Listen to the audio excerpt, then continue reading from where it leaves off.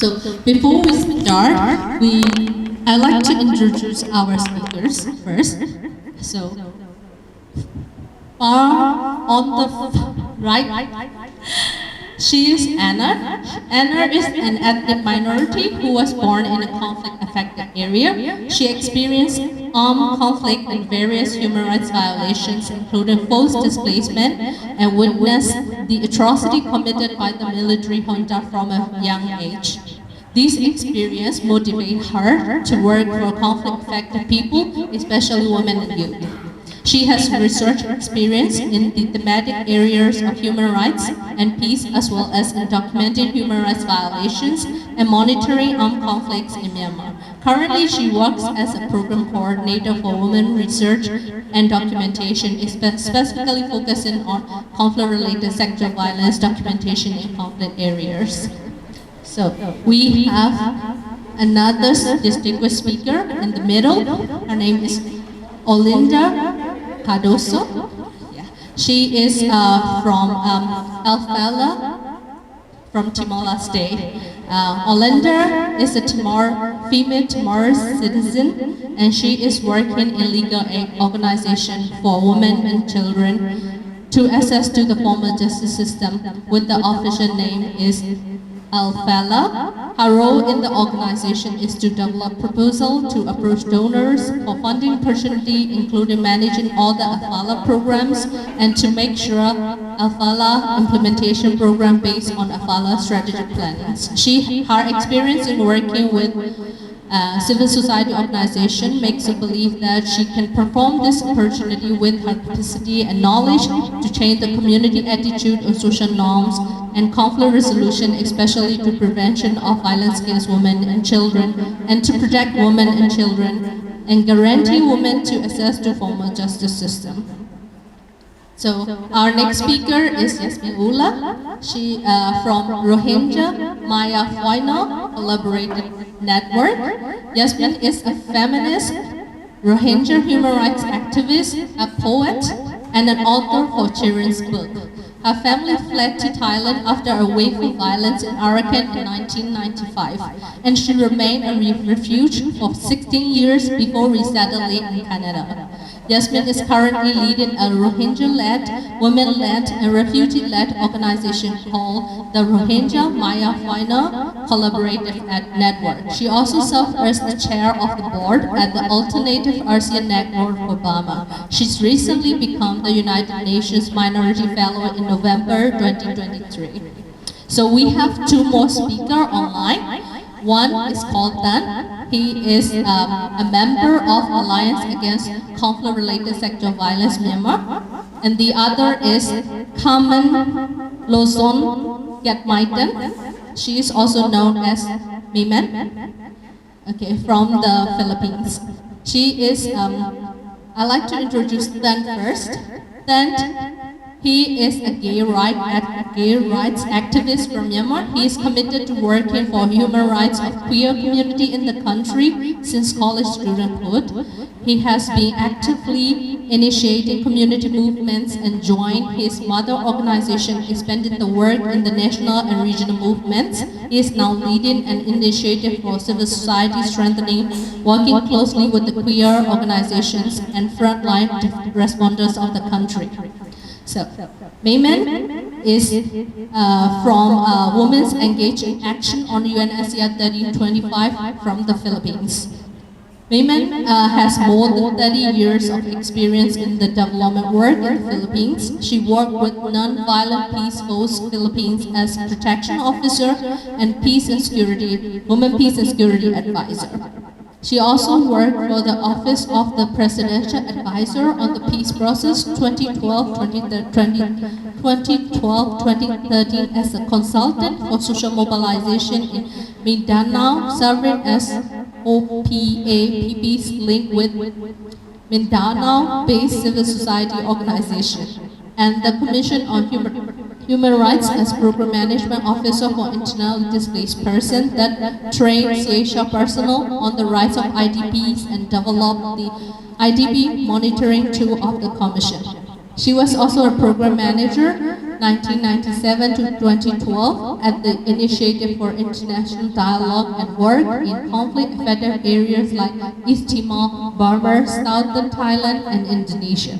She was also a founding member of the National Network of Women's Rights Organization called the Women Engaged in Action on UN ASEAN 1325, We Act 1325, advocating for the promotion of women, peace, and security. So, welcome and thank you very much, speaker, for being here. So, today this session is about how to address conflict-related sexual violence in the region. So, I'd like to start with our first speaker about Olinda. Olinda, could you please share us about the lesson learned that Timor-Leste experienced in addressing the legacy of CRSV during these obligations? Okay, we will not have the translation, so sorry for our colleagues from Timor. They will summarize all the reports. So regarding the questions, what Timor-Leste, we have learning from the experience about the conflict of sexual violence in here. So far, our governments try to responding to the gender-based violence cases, especially with the conflict of sexual violence. We do have the law to protect and responding to the gender-based violence, especially for the sexual violence. We have a penal code law, and that's law against domestic violence to protect victims of gender-based violence, so they can access to the formal justice. That's the policy, the legal document that we have to protect our victim of gender-based violence. But of course, we still have face challenge, like mostly the facilities, we still have a minimum facility to support implementing the law that we have. 3 months ago, we have revised our penal code process that to strong our work to support the gender-based violence cases to access to the formal justice. In here, from government's side and civil society side, we're working together to collaborate on how to respond to gender-based violence cases, especially with sexual violence. Regarding the experience, violence happened in the past, there is one organization we call ACTIV that's collect all the information, all the evidence about women that face, that experience rape in their life, and that's how governments can support them in the daily life. But we recognize that not all women access to the government support, but step by step we try to helping our governments to support our victim that came from the past. But for now, currently, with government's planning through Secretary of State and Equality, we have a national action plan for gender-based violence to responding and implementing to responding to the gender-based violence cases, and also through Ministry of Justice to recruit judicial actors on responding to pending cases in the court process. For now, the big challenge that we face now, all the women's organizations, including my organization Alfela, GCP and other organizations, we are continue to do the advocacy, approach our governments to have amendments, revision of our penal code law, so we can have the new article for the incest cases that until now the new article for incest cases is not specific yet. That's why we approach our governments. They can amend the penal code law. our recommendation for our governments to have strong implementations in the terms of gender-based violence. We would like governments to support, allocate budget for Ministry of Social Solidarity, so they can support the shelter house, support organization that can respond to gender-based violence cases in the rural area. One challenge also we face, we only have 4 code in all municipality that's cover 13 municipality. One code is based in Dili, the other code is in Baucau, and Suai and Ukusi. Every jurisdiction code they cover 4 municipality. You can imagine, you can see that in Dili there is a big mountains, and in every municipality we don't have smoothly the road like what you have in your own country. So that's the challenge that we face. So women access to justice will be face challenge because of the road condition, because of the transportation issue, and then because of the food during they travel to each municipality. Yes, to access to the justice, it's free, but our people still, we don't have very good economic income, so that's why when they climb their cases to the formal justice system, they will think twice because of the cost to travel to access to the formal justice system. In here, working collaboration with police, with the civil society is really good, but somehow our community still based on the culture, because we have very strong culture and interpretation of the culture. That's why when people bring the cases to the formal justice system, they still thinking that it will be impact to the family. It will be make family down. That's why mostly organizations need to work hard to provide, to go to the community area to provide information about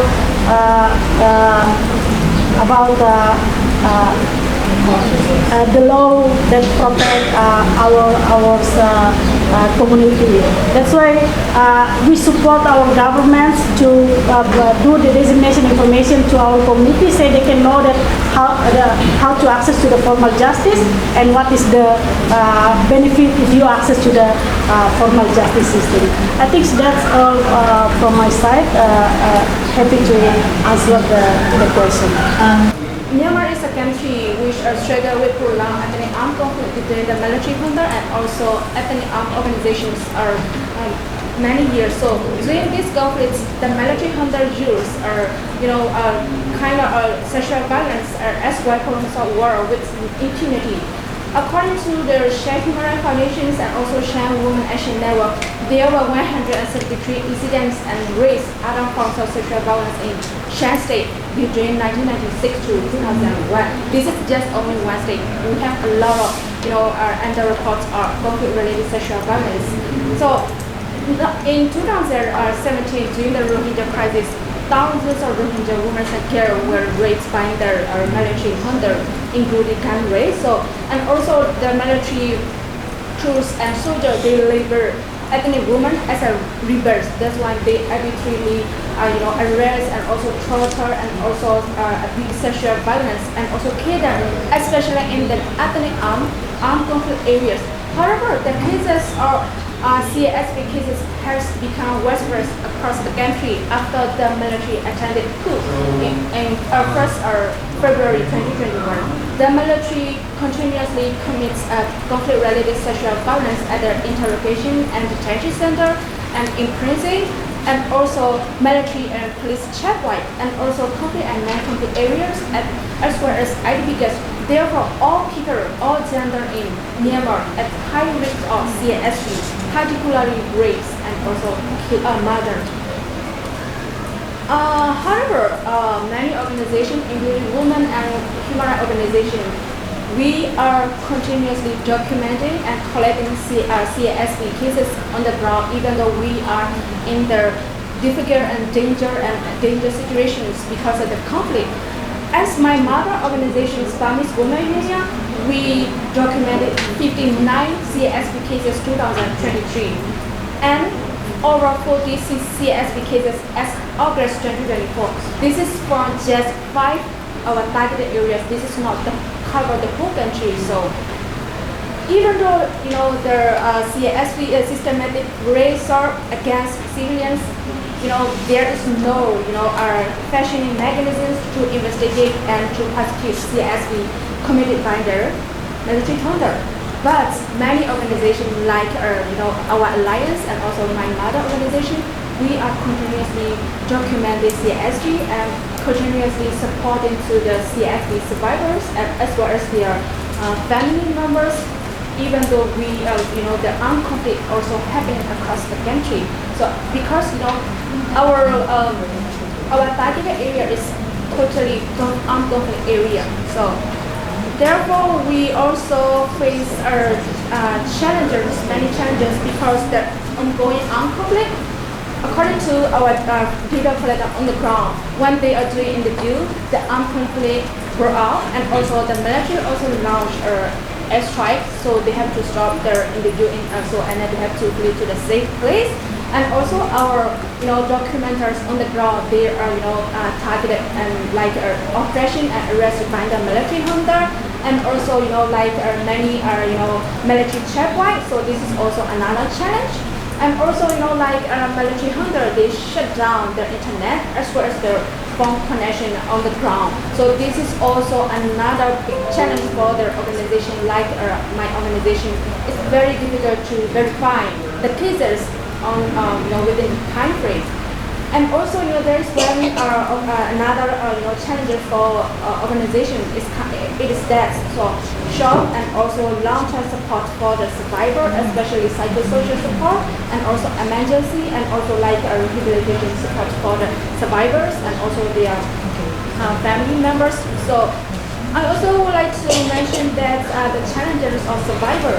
So a lot of CRSV survivors, they are struggling with many challenges like social blaming, victim blaming, and also social stigma and discrimination because of the social and cultural norms of the society, and also the security concerns. So most of the perpetrator of CRSV are related with their military junta. So in this case, the survivor, they are afraid to speak up, because their family members will be, under the threat and under the surveillance of the military junta. So this is also another challenge for the survivor. And also for the communication, also communication is also the challenges for the survivor. And then the ongoing conflict, the military junta came to the village and then they arrest the villager and also they kill them. So in this case, the survivor, they cannot move to other spaces for safe places for the survivor. So even though these challenges on the ground, we women organizations and human rights organizations and also we alliance, we are continuously trying to collecting and documenting and also support it to their CRSV survivor. Therefore, we as Myanmar people, we would like to request to the international communities, do not recognize the military junta as a legitimate government, and also do not invent any support, any kinds of collaboration that can increase the financial flow of the military junta, block arms and aggravation program for reaching the military junta. And also, we urgently need to stop the impunity by making hunter accountable for war crime, crime against humanity, and genocide. And also, we want all the international communities increase pressure on the military junta to stop all kinds of human rights violations and atrocities. And also, we also would like to request to provide resources to our unity, our national unity government, and also other ethnic institutions for developing in order to, to have prevention, protection policy, and also accountability mechanism for the CRSV survivors, and also for those who are vulnerable to CRSV. And also, we want to support to provide more assistance to the groups and organizations who are working for the CRSV survivors and also their family members, especially Survivor Center, SPSS service, and also for the CRSV documentation process. And also, we want include direct support to the local CSO and human rights defenders organizations for locally led emergency assistance for the survivors, and also for the recommendations that we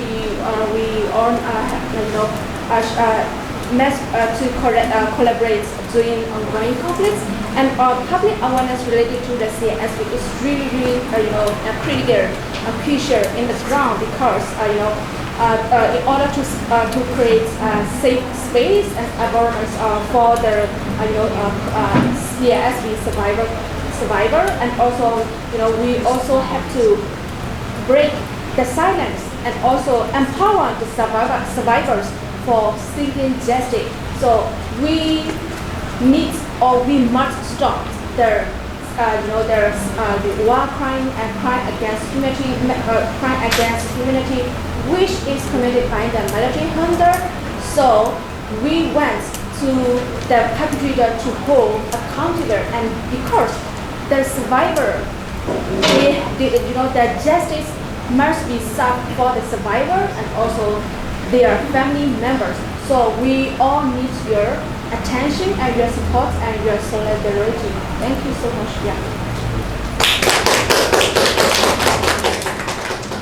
Thank you, Anna, for your very insightful presentation, because she mentioned about the recent situation of conflict-related sexual violence in Myanmar, because Myanmar has a very long history of being under the military junta, civil war, and use these military personnel use conflict-related sexual violence as a weapon of war, again, to terrorize people who are against them. So she mentioned some data. Although documentation related to CRSV is very challenging, they do a brilliant job in doing documentation of CRSV cases before 2021 and after 2021. You mentioned that immediately after the attempted coup in 2021, the number of cases are escalating, and the services available for the survivors and service providers themselves, they face multiple challenges. That's why in terms of emergency response and right now mental health and psychosocial support. And also your recommendation include very important one is, because the military junta, they are the perpetrators, so make them accountable for their crimes. So this is the first thing you mentioned. And you also mentioned some critical information, recommendation about the service provision and documentation. So you want the international community to support for local-led emergency assistance or service provisions who know the context and situation pretty well on the ground. So, and also the last point is the public awareness on CRSV, because a lot of people do not even know they are exploited, abused, violated. Thank you very much for your insightful presentation. Thank you so much for being here. I know this is not an easy topic to talk about, but I'm so honored to be, sharing a panel with two wonderful women and our long-distance panelists, esteemed panelists as well. I actually would like to take you on a journey with me, a journey of Rohingya women, from birth to death. From the very beginning of the time that we are basically born into this world, our babies, our women, our girls do not hold identity cards. They are excluded from a national registration system. They have been counted out of a system ever since 1982.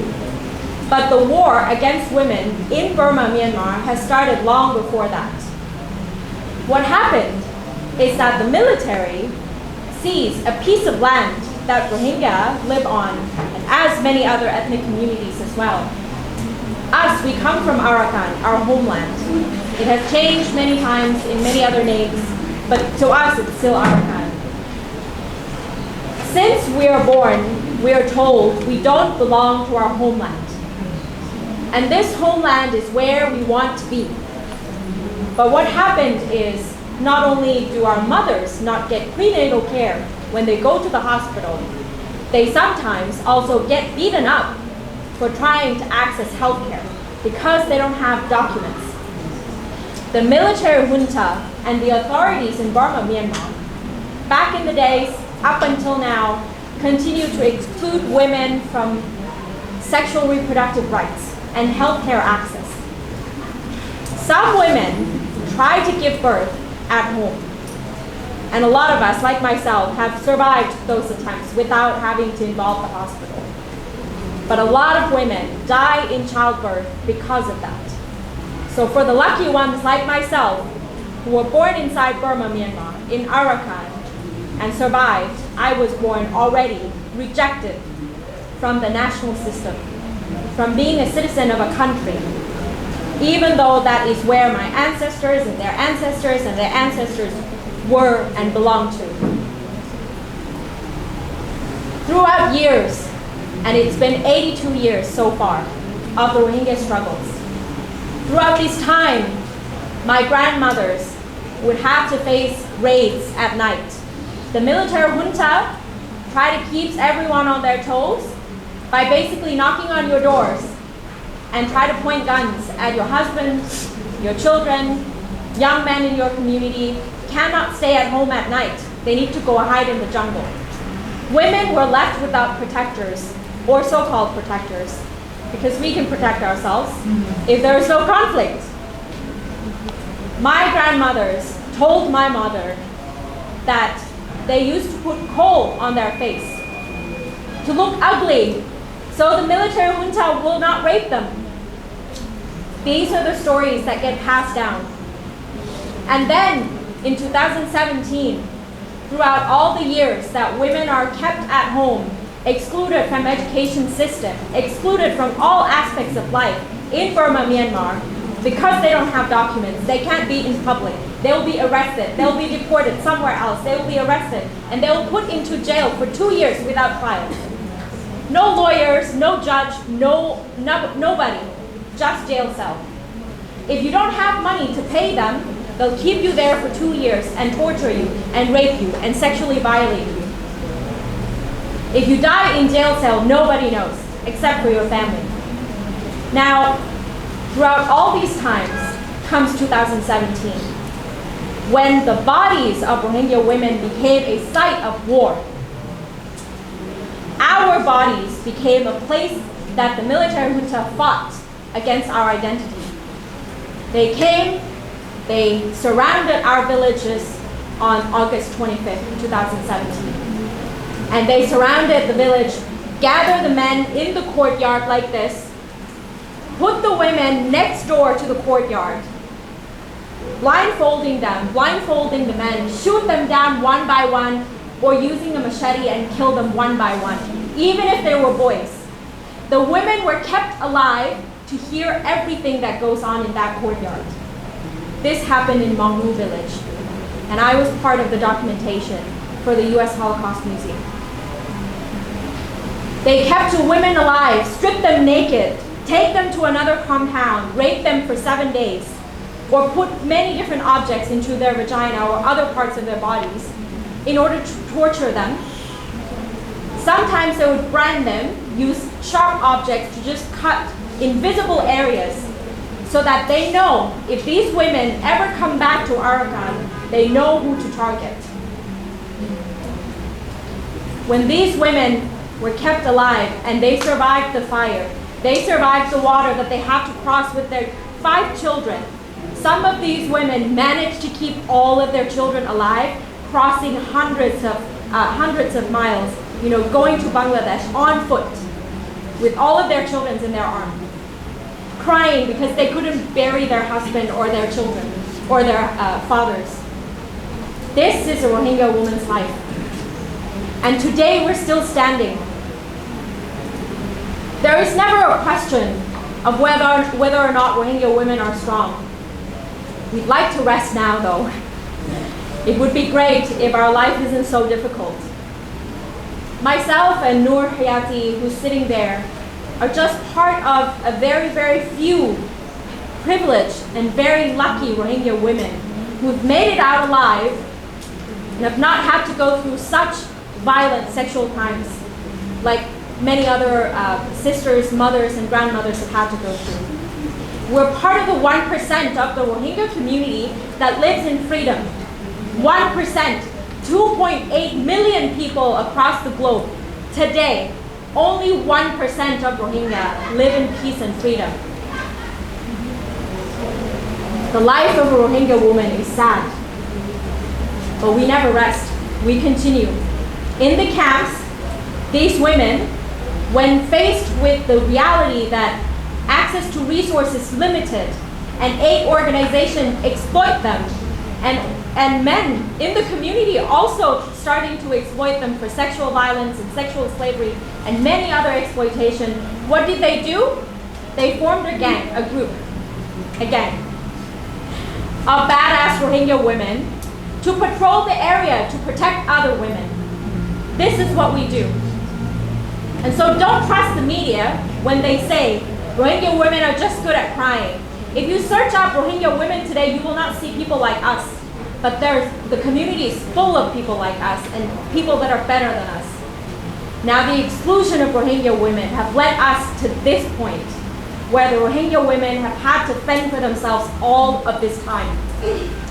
It is an invitation for you today to actually help us, speak about us, talk to us, engage with us, connect with us, because I know your community also have terrible stories like this. And we stand in solidarity. But I think what needs to happen as well is that we need to have a regional lens, regional outlook.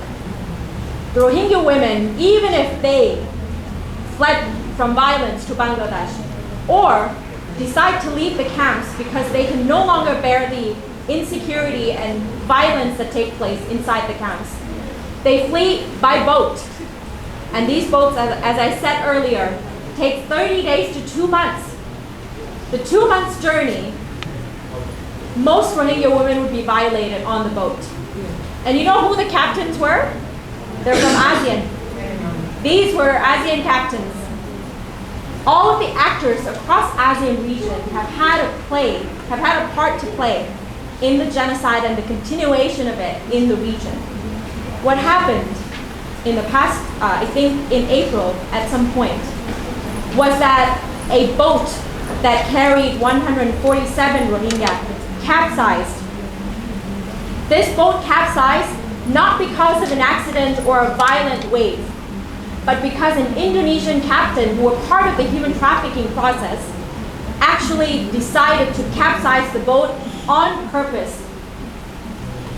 He couldn't face the rejection that the Rohingya women on board has refused his sexual advances. He's already managed to violate many Rohingya women, including 5 Rohingya women that our MCN is currently supporting, who have been impregnated by him. 5. They ended up in Aceh. They are one of the lucky ones, if you can say that, who actually stood on the capsized boat, and eventually a day later the Indonesian authority came to rescue. This is a reality. We became people of nowhere and people who have no land. And that's what they say about us. But we are a people who have identity, and a people that have, someone who loves us. The issue is we don't see these things and we don't hear about it often enough, but the impact is still there. When the military junta set the example and rape, and the Rape by Command book is something that I would really highly recommend. It's written by a Rohingya women lawyer, and she wrote about the fact that the military on the ground who came to surround the village in 2017 got a phone call from Naypyidaw to rape as many women as possible, to destroy their community, because they know women are carriers of our culture. Women are carrier of everything that is us today. What happened is, if we allow impunity like this to continue, it reoccurs everywhere else in the region, and this is what happened to Rohingya across the region, across ASEAN. If we don't stop here, if we don't stop now, the military junta will be able to set the example and continue the impunity culture. So my recommendations to actually end the crisis and the plight of the Rohingya women is that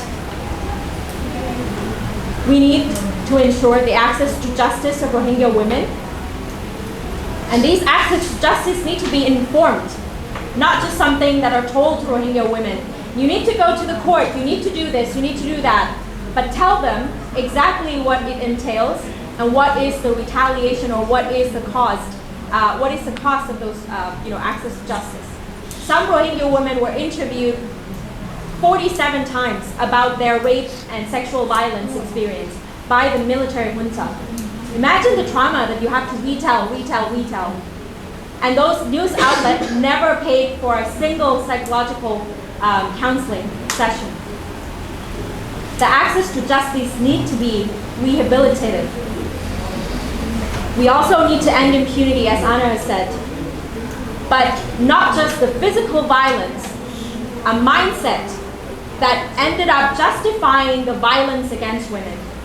The mindset that women are asking for it, the mindset that women are inhuman or lesser than, that is where it leads. The end goal or the end game is that women are so dehumanized that there is no way to come back from that. Inclusion sometimes needs to be forced. And we realized in all the conflict-ridden area that excluded women in peace processes, the peace process always failed. Rohingya women need to be part of the process of negotiating for peace as other women across the country. We must be included in order for the impunity to end, but also for the peace process to actually flourish. And I will leave at the last recommendation. We need all the men in this room and outside to actually be our allies. Don't speak for us. Listen and amplify our voice. I know it's going to be really, really uncomfortable for most of you to actually listen to women. It almost physically pains you to have to listen to women for more than 10 minutes. But the end goal is peace. And we can all do a bit with compromising. Trust me, women have a lot to say, but also we have a lot of good things to say. With this uncomfortable discomfort that you have to deal with temporarily, we can get somewhere where there is sustainable peace. And you won't have to listen to us complaining anymore, because things will be good. Thank you.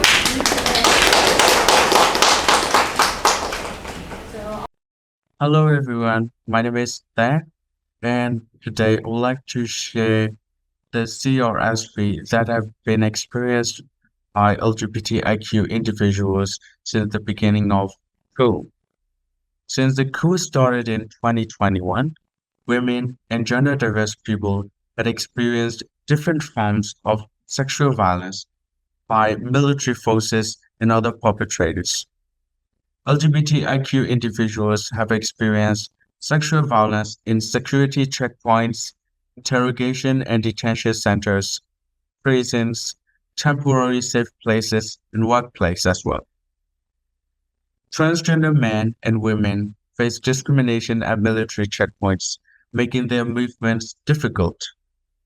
This discrimination also extends to city environments where no laws exist to protect against these violations. At checkpoints, transgender men are often forced to remove their jackets while holding hands, exposing them to further harassment, including sexual assault. At checkpoints, LGBTQ individuals are treated differently based on their gender identity and expression. Those who dress as women face the harshest treatment, while presenting as men encounter slightly less scrutiny. Several critical issues surrounding the escalating violence, particularly sexual violence, faced by marginalized communities in conflict affected zones, particularly LGBTIQ individuals. According to one civil society organization which is working for the human rights of LGBTIQ community, there have been several reported cases of transgender men alone in one township, a consequence of the ongoing conflict in the region. Notably, most of the rapes were perpetrated by military personnel. In one village, 4 girls were assaulted in the same household. One of these victims identifies as a transgender individual, and all victims had fled their homes due to the pressure from frequent interviews and the surrounding community.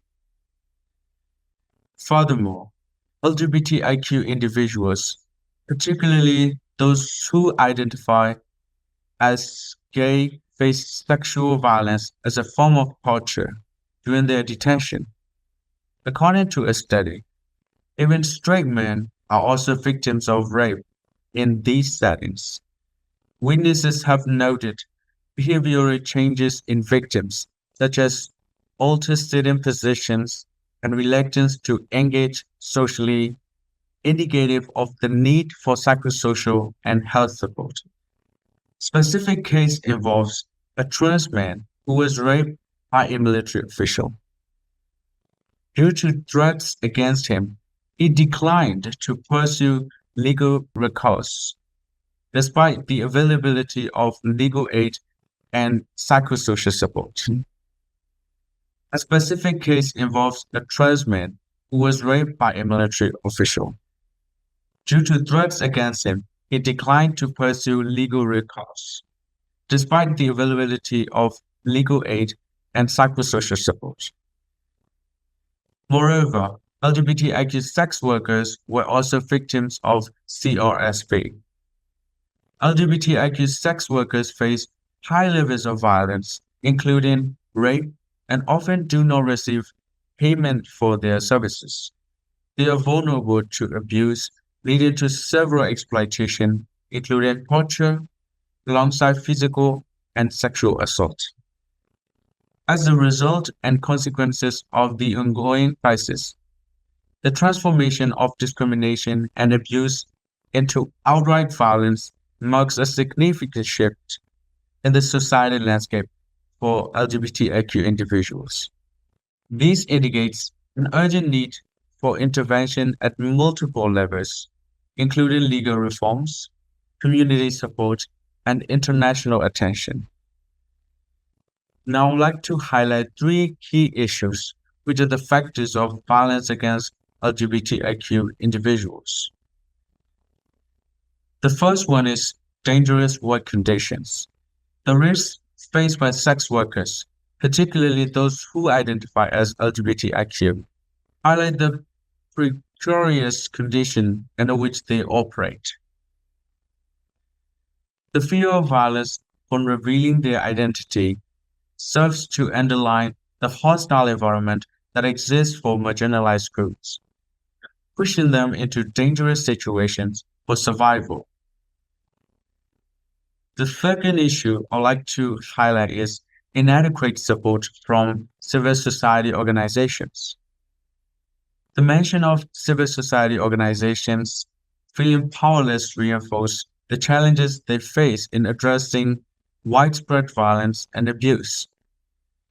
This underscores the necessity for more resources and support systems to enable those organizations to effectively aid affected communities. The last thing I would like to highlight is call for emergency aid. The closing note on the need of urgent emergency aid highlights a critical gap in support for those affected by violence. It emphasized the immediate requirement for intervention, both from local organizations and international bodies, to protect and empower vulnerable communities. The urgent need for accountability, protective measures, and comprehensive support systems is critical to address the escalating violence and protect marginalized communities, therefore. I would like to recommend to have collaborative actions among the CRSV working groups, considering the needs and challenges of LGBTIQ people in response to CRSV. I would like to share today is that in the Philippines, specifically in Mindanao, where I came from, conflict-related sexual violence has happened and continues to happen. During the martial law era of the former dictator Ferdinand Marcos Sr., conflict-related sexual violence ranged from sexual harassment to rape as a weapon of war against the Muslim rebels, and also the perpetration of sexual violence, specifically rape, as a form of torture. In present day, recent history during outbreak of armed conflict such as the Zamboanga siege in 2013 and Marawi siege in 2017. Forms of sexual violence that were committed against women are human trafficking, forced prostitution, and until the present, the practice of child forced early marriage continues. But very recently, a law has been passed by the government to stop this practice and penalizing violations of the law to include parents and officiating officials of child marriages. What are being done now are several initiatives and programs to address the issues of conflict-related sexual violence. With the peace agreement signed by the government and the Muslim rebel group, the Moro Islamic Liberation Front in 2014. The peace agreement has several provisions on respecting the rights of women as well as on gender and development in line with the Philippines' commitment to CEDAW and the Magna Carta of Women, our national law RA 9710 and UN Security Council Resolution 1325. And the peace agreement has two major components or tracks. Number one, normalization, which is the counterpart of DDR, disarmament and demobilizations and reintegration, which ensures that former women combatants are able to transition to civilian life with programs for sustainable livelihood, small enterprises, for income generation. They are trained to become parasocial workers and early responses EWER monitors in their respective communities. Cases of human rights violations experienced by women are being documented and their narrative are included in the historical account of injustice committed against the Bangsamoro people. Reparation and memorialization are also being pushed as one of the programs of the normalization process. Number two, the political track ensures that new laws are passed that promote women's political participation in governance, such as inclusion of 30% quota for women in political parties. So allow me to wrap up 4 key points. This is just my perspective. One is make the perpetrators accountable. And the second one is survivor-centered service provisions are necessary. They are essential, not only for their physical well-being, but also for their mental health. And the third one is awareness regarding CRSV in the community is very important so that the survivor knows they are being abused or violated. And in order to provide a survivor center service provision, we need budget. Budget allocation is very important. And the last point, very important key point highlighted by Yasmin, is we need man allies. You need to amplify our voices, not speak for us, but amplify our voices. We need you, man. And thank you so much.